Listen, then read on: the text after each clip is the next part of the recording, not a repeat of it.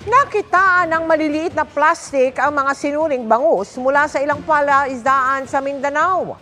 Dahil delikado sa kalusugan at kabuhayan, may sinusulong ang DENR.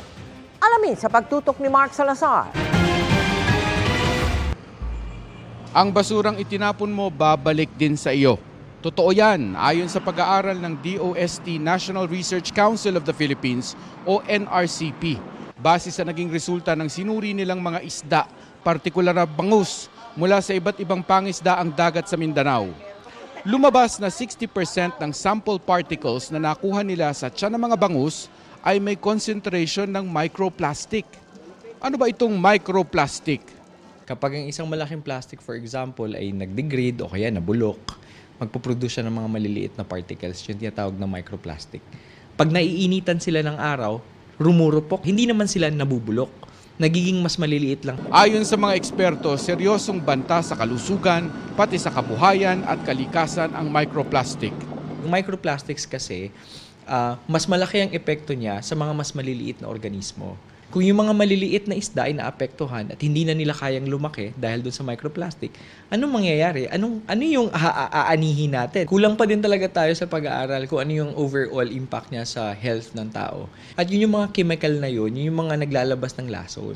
Dinalason po ng mga plastic na ito ang mga palaisdaan at sinochoke po nila ang mga coral reefs natin.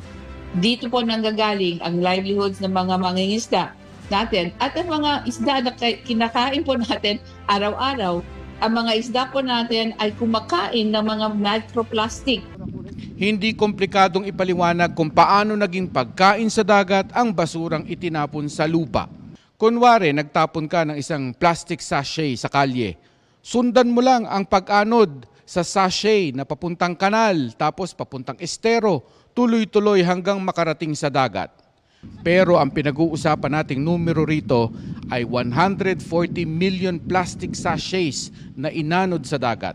Araw-araw po, 61,000 metric tons ng solid waste at pinoproduce ng bansa. Over 140 million na sachet na mahirap talagang mawala dito po sa mga ilog natin. And of course, eventually, nasa ocean.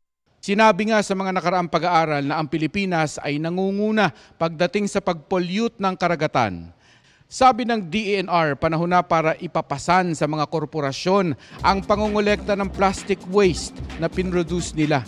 Dapat daw by 2028, 80% ng ginawa nilang plastic ay nakokolekta rin nila. We are now implementing ang Extended Producer's Responsibility Law. Ano pong ibig sabihin yan?